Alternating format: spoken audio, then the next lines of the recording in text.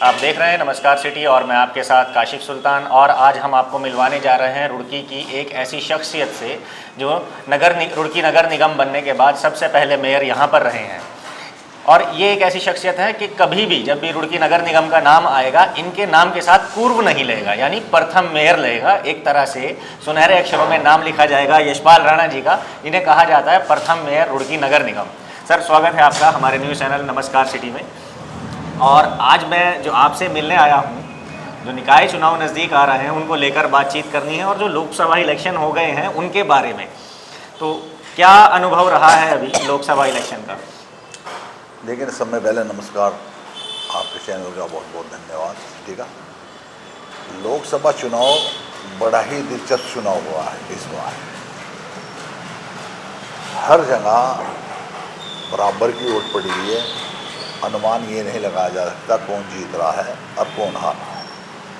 मुख्य मुकाबला यहाँ पर उत्तराखंड में बीजेपी वर्सेस कांग्रेस का।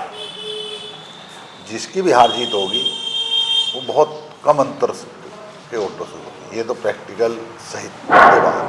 जैसे ये पहले कर रहे थे 5 लाख।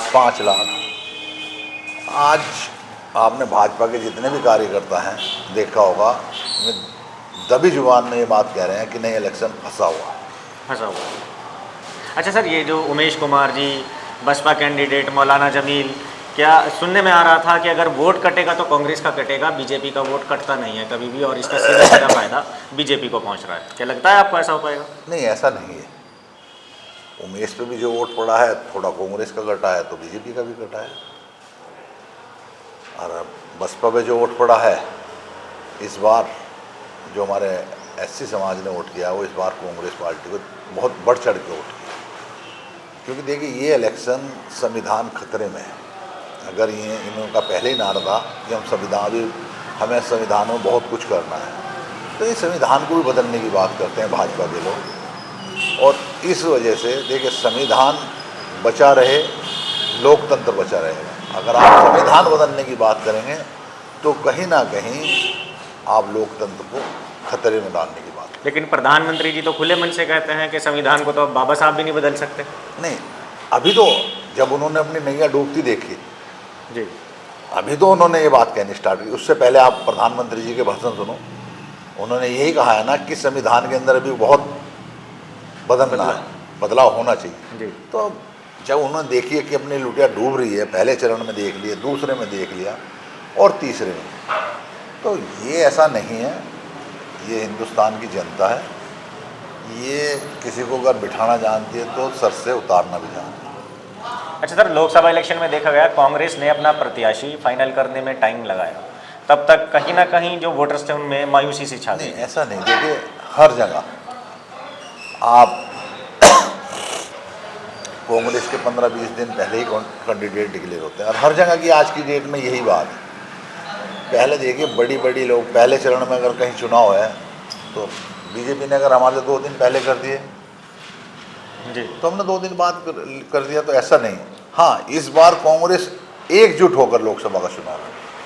हाँ, पूरा का पूरा एकजुट। ये तो देखा गया है कि कांग्रेस ने आखिरी दिनों में अपनी पूरी ताकत का एहसास कराया है।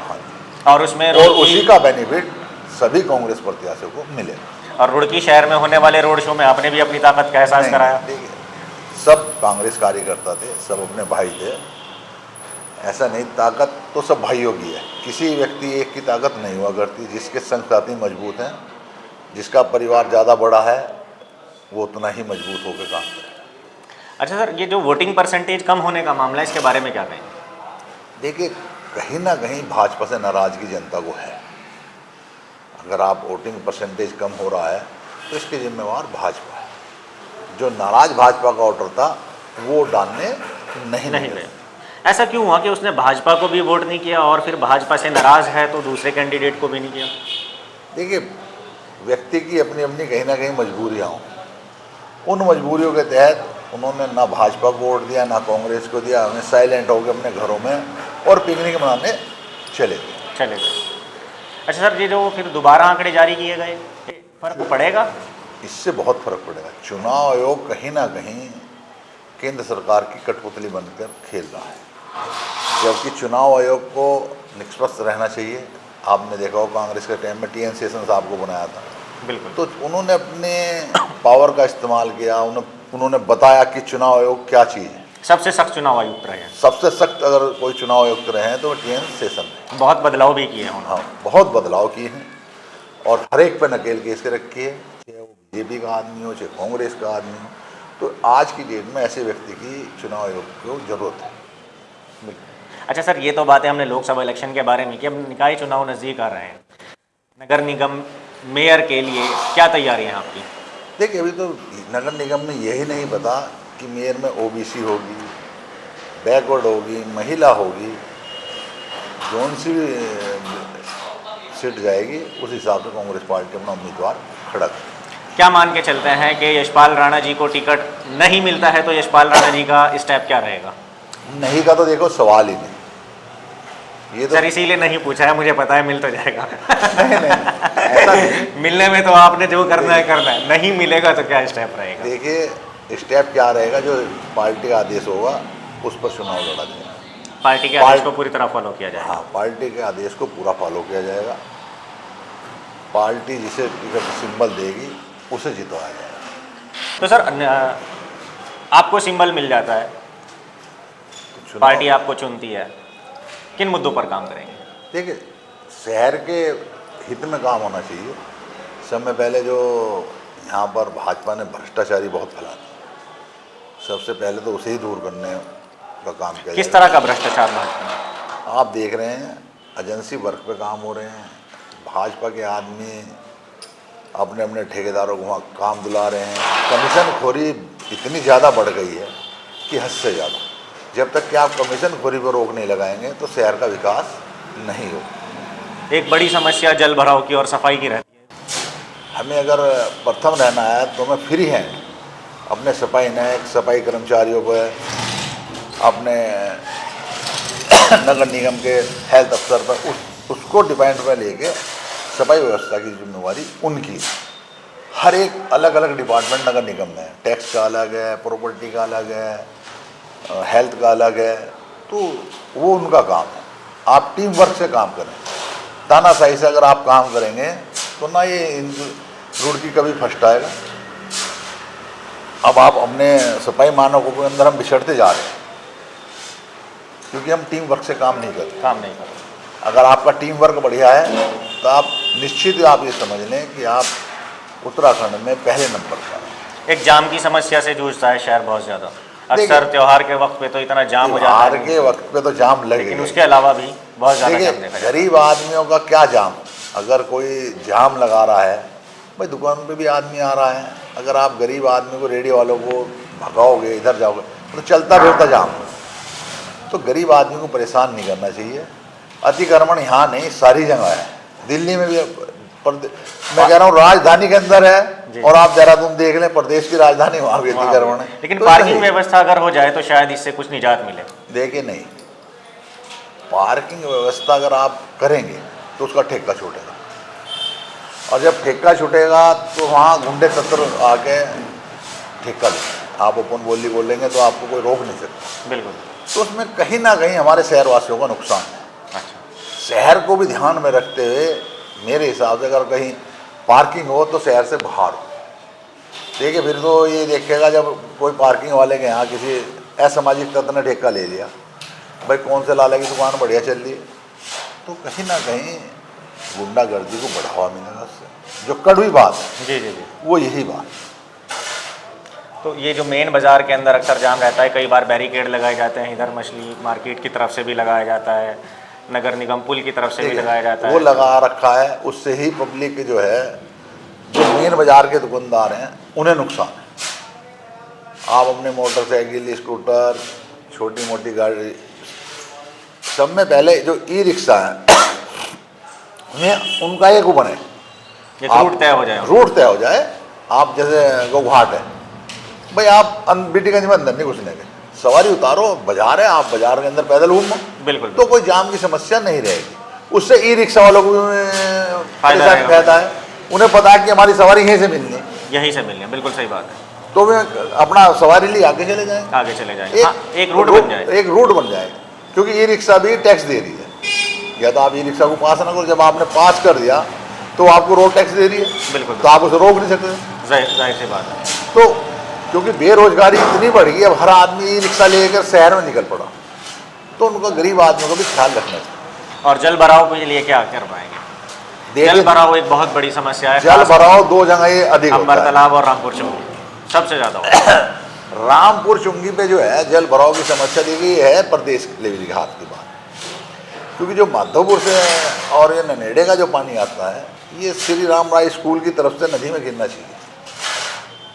कुछ आदमियों को वहाँ ज़मीन ली जाए, मुआवजा दिया जाए, और बाकी तो फिर आगे जो रूर राम राय के पास है नगर निगम की ज़मीन है जी, तो वहाँ से नाला सुलानी नदी में जाए, वो पानी अगर डिवाइड हो जाए तो ये समस्या खत्म हो जाएगी। क्योंकि वो बहुत मोटे डीपीआर का काम है, और वो डीपीआर बिना प्रदेश की सहमति से नगर निगम नहीं कर सकता। हाँ, क्योंकि एक बहुत बड़ी आबादी को परेशानी का सामना करना वो बहुत बड़ी आबादी को परेशानी का सामना करना पड़ेगा, क्योंकि वो डीपीआर पीडब्ल्यूडी से बने और पीडब्ल्यूडी के अंडर ही आएगा वो, और पीडब्ल्यूडी उसे काम को कराए। एक जल निकासी का सब में बढ़िया, वहीं पे अगर वो पानी डिवाइड हो जाएगा तो आपका ये जो भगवानपुर तक का पानी, इकबालपुर तक का पानी है, अमरपुर का पानी, ये जो पानी इधर आता है उस पानी को उधर करने में फिर ये हमारी तरफ ना सुनहरे में पानी घुसेगा, ना आपका मतल्लापुर में घुसेगा, और ना रामपुर की चुंगी से होता हुआ मच्छी मोहल्ले, इस्लाम इधर यहीं आता है, यहीं आए, तो वो नहीं घुसेगा। सब में पहले तो डीपीआर वहाँ की बने और वो बनाए पीडब्ल्यूडी, क्योंकि वो काम शासन का है, निगम के पास इतना पैसा नहीं है जो करवा सकती है। वो इतनी मोटी डीपीआर 50-100 करोड़ की नहीं बना सकता है। बिल्कुल सही बात है, क्योंकि इससे एक बड़ी आबादी को बड़ा नुकसान हो रहा है। बहुत सारे घर बन चुके हैं, बहुत बड़ी आबादी आ चुकी है, तो वो वहाँ पे अगर कट जाए तो शहर की जल निकासी फिर भी बहुत सही हो जाए। और सर, इस्लाम नगर मोहल्ला है एक, वार्ड नंबर 36 मेरे ख्याल से गालिबन, एक हाई टेंशन लाइन वहाँ से आ रही है। अभी पिछले दिनों मतदान के दिन एक बंदा उसमें झुलस के नीचे गिरा और ख़त्म हो गया। उसके लिए क्या कर सकता है नगर निगम? उसमें कुछ नहीं कर सकता। हाई टेंशन लाइन बदलना बहुत, वो 33,000 की लाइन है जी जी, और 33,000 की लाइन देखो नहीं बदली जा सकती। उस पर उसे हाइट पे ले जाया जा सकता है, शिफ्ट किया जा सकता है। हाइट पे तो ले जाया जा सकता है, अगर कोई उसे शिफ्ट हो जाएगी तो 33,000 की शिफ्ट नहीं शिफ्ट हो सकती, नहीं हो। तो जो लोग वहाँ मकान बना रहे हैं उन्हें जो देखो हवा में बात नहीं करनी चाहिए, जो चीज़ काम नहीं हो सकता बिल्कुल उसके बारे में नहीं कहना है, उसके बारे में नहीं कहना। बिल्कुल बिल्कुल सही बात। तो आपकी ये प्राथमिकताएं रहेंगी नगर निगम को लेकर, तो अभी क्या तैयारी आपकी मेयर के इलेक्शन को लेकर है? देखो अभी तो हम लोग जनता के बीच में सदा हम तो 12 महीने रहते हैं, बिल्कुल, और 12 महीने जो घर से बाहर रहेगा और रात के 2 बजे भी अगर किसी ने मेरा कुंडा खटखटा दिया तो मुझे उसके साथ जाना पड़ता है। बिल्कुल बिल्कुल। तो हम तो सड़क पर चलने वाले आदमी हैं। मैंने देखा है आपको, आप लोगों के बीच बैठे रहते हैं अक्सर। सड़क पर चलने वाले आदमी हैं, हमारे साथ तो हर कम्युनिटी का आदमी है। ये प्रदेश, ये देश 36 बिरादरी का देश है, एक बिरादरी पर नहीं चलेगा। अमेन्य आएगा, असन्य आएगा, ट्रांसफर सीट है, 2-3 साल में चला जाएगा। कौन कहाँ का रहने वाला है और कहाँ का नहीं उसका तो पता नहीं। हमारी रुड़की की जनता रुड़की में ही रहती है, और रुड़की के अंदर ही आप लोकल आदमी को सपोर्ट करो, जब आप अपने आप ऑटोमेटिक ऊपर जाए। क्या मुकाबला रहेगा कांग्रेस और भाजपा के बीच मेयर को लेकर? क्या रिजल्ट, क्या अपेक्षा आप रखते हैं? देखिए, यहाँ से कांग्रेस पार्टी जीतेगी। आप भाजपा पिछली बार भी तीसरे नंबर पर थी, निर्दलीय आए, हम 2000 वोट से चुनाव हारे। तो जो सत्य है उस चीज़ को कभी नकारना नहीं है। यहाँ भाजपा का कोई ऐसा जनाधार नहीं है। यहाँ पर कांग्रेस पार्टी का मेयर बनेगा। आप लोकसभा इलेक्शन में सुनने में आया था शहर का वोटर भाजपा के साथ है, लेकिन वही वोट देने नहीं गया। हो सकता है मेयर के टाइम पे वोट भाजपा को करे? ऐसा नहीं, मेयर के टाइम पे व्यक्तिगत संबंधों का ज़्यादा महत्व हो जाता है। लोकसभा पार्टी बेसिस का इलेक्शन है। पार्षद, मेयर, चेयरमैन, नगर पंचायत, ये व्यक्तिगत संबंधों में भी 50% नहीं उसमें आ जाएगा। आपके संबंधों में इलेक्शन है, 50% पार्टी। आपका कोई चाहता आदमी खड़ा है जी, चाहे वो मुस्लिम लीग से खड़ा है, तो आप उसे वोट करें। बिल्कुल बिल्कुल, क्योंकि वो अपने साथ का है। वो अपने साथ का है। और आपका कोई चाहेता कांग्रेस से खड़ा है तो आप उसे वोट उसे करें। वोट करेंगे। अगर कोई भाजपा में आपका चाहेता खड़ा है, आप कांग्रेस के हैं, तो आप उधर को वोट कर देंगे। तो ये 50-50% का इलेक्शन रहेगा मेयर का। मेयर का इलेक्शन ज़्यादा और पार्षद का इलेक्शन व्यक्तिगत संबंधों का इलेक्शन है। पार्टी का इसमें 50% है, तो 50% ही इसमें व्यक्तिगत संबंध। यशपाल राणा जी मेयर चुने जाते हैं, क्या वादे रहेंगे आपके जनता के साथ? देखिए, मेरा जनता ने पहला कार्यकाल देखा है जी। जैसा मेरा पहला कार्यकाल रहा है उससे बेहतर ही दूसरा कार्यकाल रहेगा। अगर जनता मुझे सबसे पहले तो पार्टी अगर मुझे सिंबल देगी तो आप उससे निश्चिंत रहें, रुड़की की जनता को कभी निराश नहीं होना पड़ेगा। कुछ लोगों का कहना है कि यशपाल राणा जी को सिंबल नहीं मिलता है तो निर्दलीय लड़ेंगे। नहीं, देखिए अभी मिलता क्यों नहीं? अगर नहीं मिलता है सर, नहीं। मैं फिर कह रहा हूँ, ये तो हमें भी पता है कि यशपाल राणा नहीं, जी 90% प्लस में सिंबल के हकदार हैं और पार्टी की पूरी नज़र है। पार्टी को जिताऊ कैंडिडेट चाहिए। बिल्कुल सही बात है। तो जिताऊ कैंडिडेट में अगर हम यहाँ से पार्टी ये भी देखे कि कौन जीतेगा कौन हारेगा, तो पार्टी बहुत सोच समझ के निर्णय करती है और पार्टी का निर्णय सर पर ये निर्णय रहता है, तो उसके साथ सबको चलना पड़ेगा। बिल्कुल सही। तो आप लोगों ने देखा यशपाल राणा जी जो प्रथम मेयर नगर निगम रुड़की के रहे हैं, कितने साफ तरीके से इन्होंने सभी बातें कही और पहले ही एक बात कही थी, लाग लपेट करके कुछ नहीं बताऊंगा, जो सत्य है वो बोलूंगा। और कहना उनका यह है कि टिकट किसी को भी मिले, वैसे तो यशपाल राणा जी का टिकट लगभग जो लोगों से हमने सुना है पक्का है पार्टी से मेयर के लिए, फिर भी अगर 1% नहीं होता है तो भी यशपाल राणा जी पार्टी के साथ खड़े हैं। जो अफवाहें मीडिया हाउसेज में गर्म है कि यशपाल राणा जी निर्दलीय लड़ेंगे, पार्टी से बगावत कर देंगे, तो इनसे मिलकर ऐसा कुछ लगा नहीं और वो खुद कह रहे हैं हम पार्टी के साथ करेंगे। तो ऐसी ही और खबरें देखने के लिए बने रहिए हमारे साथ। धन्यवाद सर, शुक्रिया बहुत बहुत आज का वक्त देने के लिए।